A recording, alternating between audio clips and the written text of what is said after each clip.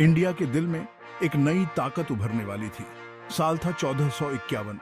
बहलोल लोदी नाम के एक अफगान लीडर ने दिल्ली की गद्दी संभाली। इसने लोदी डायनेस्टी की शुरुआत का निशान दिया। लोदी अफगान मूल के थे। वे अपनी बहादुरी और फौजी स्किल्स के लिए जाने जाते थे। लाहौर के गवर्नर बहलोल लोदी ने मौके का फायदा उठाया और लोदी डायनेस्टी की स्थापना की। उन्होंने सैयद डायनेस्टी के कमजोर होने पर जो जगह खाली हुई थी उसे भरा। लोदी अपनी पहचान बनाने के लिए बेताब थे। वे दिल्ली सल्तनत में स्थिरता और समृद्धि वापस लाना चाहते थे। सल्तनत ने पहले कई चुनौतियों का सामना किया था।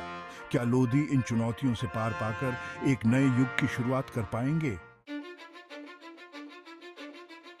बहलोल लोदी एक चतुर और महत्वाकांक्षी शासक थे। वह समझते थे कि प्रभावी ढंग से राज करने के लिए उन्हें अपनी शक्ति मजबूत करनी होगी। उन्हें पड़ोसी रूलरों और विद्रोही रईसों के विरोध का सामना करना पड़ा। बहलोल लोदी एक कुशल योद्धा थे। वह अपनी सैन्य शक्ति का उपयोग करने से पीछे नहीं हटे। उन्होंने अपने रूल काल के शुरुआती वर्ष अपनी सेना को मजबूत करने में बिताए। उन्होंने विद्रोहों को दबा दिया।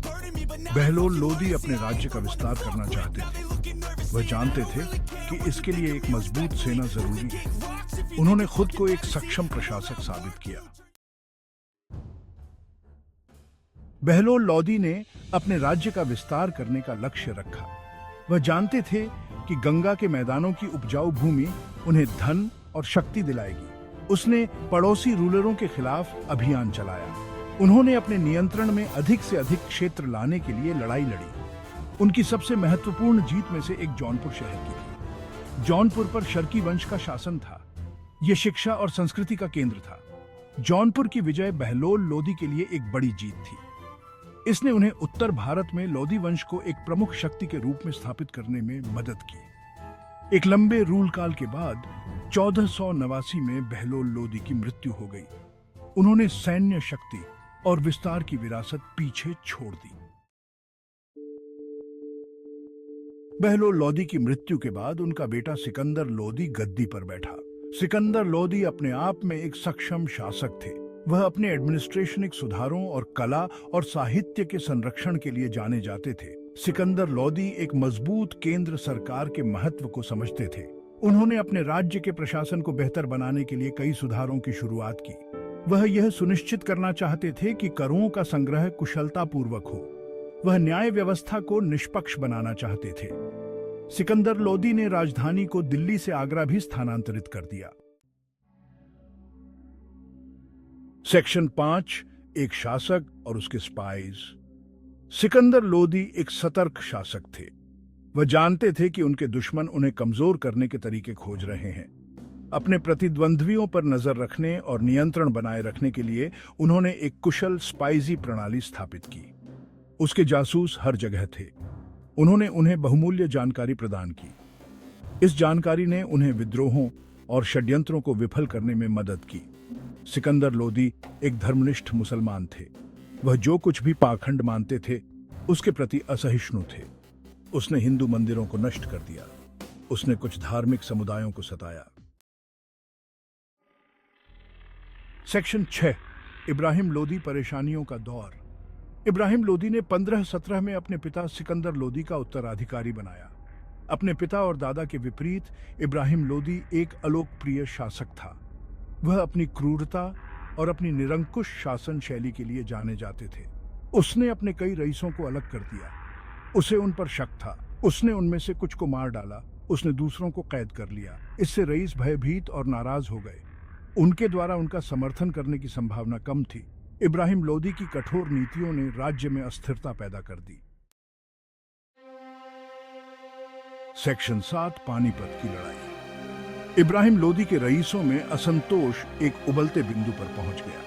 उन्होंने कठोर कदम उठाने का फैसला किया। उन्होंने काबुल के शासक बाबर को संदेश भेजा। उन्होंने उसे भारत पर आक्रमण करने और इब्राहिम लोदी को उखाड़ फेंकने के लिए कहा।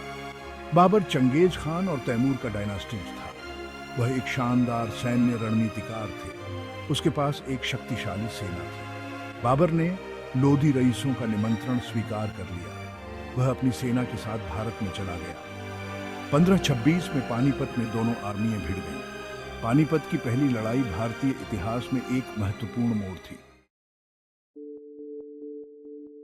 सेक्शन 8, एक युग का अंत। पानीपत की पहली लड़ाई इब्राहिम लोदी के लिए एक आपदा थी। उसकी सेना का मुकाबला नहीं था। बाबर की आर्मियों ने उन्हें पछाड़ दिया। इब्राहिम लोदी ने बहादुरी से लड़ाई लड़ी, लेकिन युद्ध के मैदान में ही मारा गया। उसकी मृत्यु ने लोदी वंश के अंत का प्रतीक किया। बाबर की जीत ने भारत में मुगल साम्राज्य की स्थापना का मार्ग प्रशस्त किया। मुगल सदियों तक भारत पर राज करते रहे। उन्होंने कला, वास्तुकला और संस्कृति की एक समृद्ध विरासत पीछे छोड़ दी। सेक्शन 9, लोदी के तहत जीवन। लोदी काल केवल युद्धों और विजयों का काल नहीं था, यह सांस्कृतिक और आर्थिक गतिविधियों का भी समय था। लोदी कला और स्थापत्य कला के संरक्षक थे। उन्होंने मस्जिदों, मकबरों और बगीचों का निर्माण कराया। दिल्ली में लोदी गार्डन प्रकृति के प्रति उनके प्रेम का प्रमाण है। लोदी के रूल काल में अर्थव्यवस्था फली फूली। कृषि अर्थव्यवस्था की रीढ़ थी। व्यापार और वाणिज्य भी समृद्ध हुआ। लोदी ने शांति और व्यवस्था बनाए रखी। इससे आर्थिक विकास को बढ़ावा मिला। सेक्शन 10, राजवंश का पतन क्यों हुआ। लोदी वंश अपने पहले के कई राज दिनास्टियों की तरह आंतरिक कमजोरियों और बाहरी खतरों से अछूता नहीं था। इसके पतन में कई कारकों ने योगदान दिया। इब्राहिम लोदी की दमनकारी नीतियों और अपने रईसों के साथ दुर्व्यवहार ने राज्य के भीतर आक्रोश और अस्थिरता पैदा कर दी। इससे बाबर के लिए भारत पर आक्रमण करना और विक्ट्री ना आसान हो गया। लोदी को शक्तिशाली क्षेत्रीय राज्यों के उदय से भी चुनौतियों का सामना करना पड़ा। ये राज्य दिल्ली सल्तनत के अधिकार को चुनौती देने के लिए उत्सुक थे। लोदी अपने प्रयासों के बावजूद एक मजबूत और केंद्रीकृत राज्य बनाने में असमर्थ थे। इसने अंततः उनके पतन का कारण बना।